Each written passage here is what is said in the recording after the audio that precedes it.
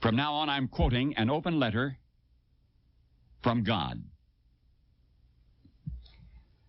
My dear children, and believe me, that is all of you, I consider myself a pretty patient guy. I mean, look at the Grand Canyon. It took millions of years to get it right. And about evolution, boy, nothing is slower than designing that whole Darwinian thing to take place, cell by cell and gene by gene. And I have been patient through your fashions, your civilizations, wars, and schemes, and the countless ways that you take me for granted until you get yourselves into big trouble again and again.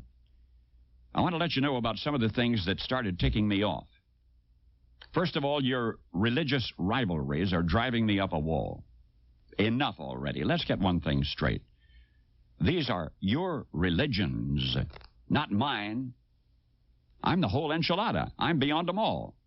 Every one of your religions claims that there's only one of me, which, by the way, is absolutely true, but in the very next breath, each religion claims that it's my favorite one, and each claims its Bible was written personally by me, and that all of the other Bibles are man-made. Oh, me. How do I ever begin to put a stop to such complicated nonsense? All right. Listen up now. I am your father and mother, and I don't play favorites among my children. Also, I hate to break it to you, but I don't write. My longhand is awful, and I've always been more of a doer anyway. So all of your books, including those Bibles, were written by men and women. They were inspired men and women.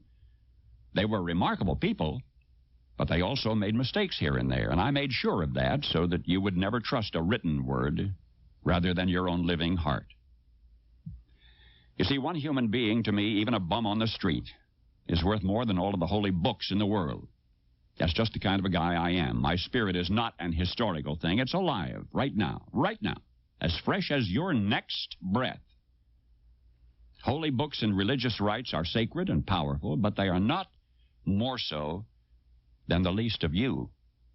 They were only meant to steer you in the right direction, not to keep you arguing with each other, and certainly not to keep you from trusting your own personal connection with me. Which brings me to my next point about your nonsense. You act like I need you and your religions to stick up for me or win souls. For my sake, please don't do me any favors. I can stand quite well on my own, thank you. I don't need you to defend me. I don't need constant credit. I just want you to be good to each other. And another thing, I don't get all worked up over money or politics, so stop dragging my name into your dramas.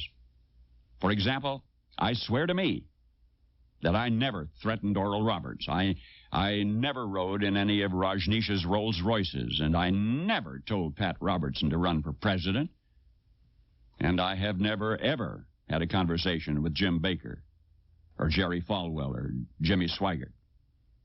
Of course, come Judgment Day, I certainly intend to.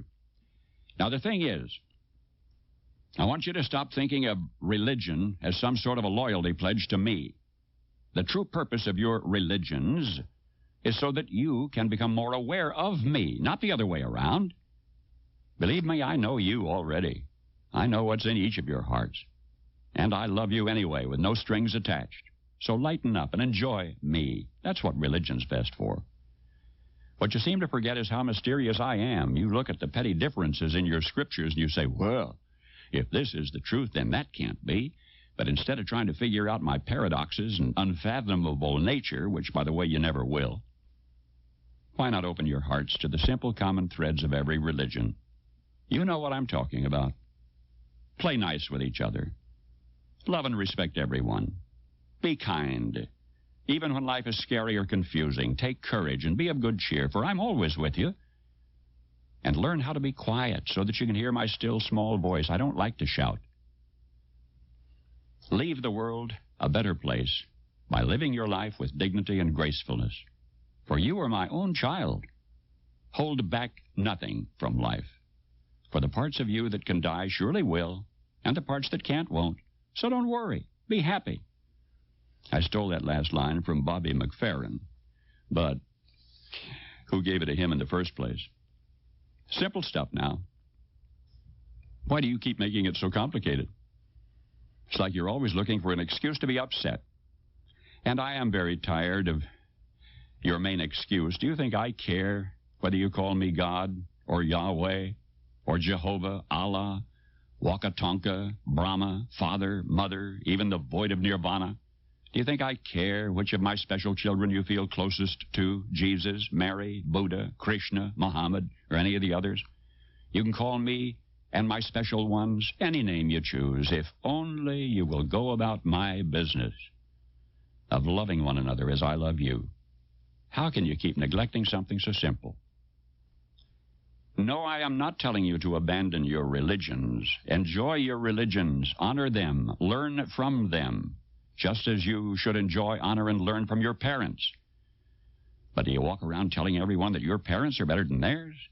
Your religion, like your parents, may always have the most special place in your heart. I don't mind that at all. And I don't want you to combine all of the great traditions into one big mess. Each religion is unique for a reason. Each has a unique style so that people can find the best path for themselves. But, my special children, the ones that your religions revolve around, all live in the same place, in my heart. And they get along perfectly, I assure you. The clergy must stop creating a myth of sibling rivalry where there is none. My blessed children of earth, the world has grown too small for your pervasive religious bigotries and confusion.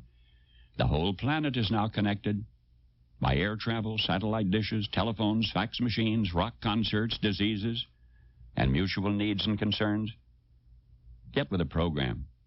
If you really want to help me celebrate the birthday of my son Jesus, then commit yourselves to figuring out how to feed your hungry and clothe your naked and protect your abused and shelter your poor. And just as important, make your own everyday life a shining example of kindness and good humor. I've given you all of the resources you need if only you abandon your fear of each other and begin living and loving and laughing together. Finally, my children everywhere, remember whose birthday you honor on what you call Christmas Day, December 25, and the fearlessness with which he chose to live and die. As I love him, so do I love each of you. Now, I am not really ticked off. Not really. I just wanted to grab your attention because I hate to see you suffer. But I gave you free will. So what can I do now other than try to influence you through reason, persuasion, and a little old-fashioned guilt and manipulation? After all, I am the original Jewish mother. I just want you to be happy. And I'll sit in the dark. I really am. Indeed, I swear, with you always. Always. Trust in me.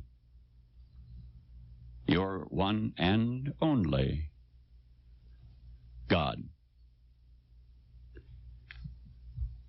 End quote. Paul Harvey. Good day.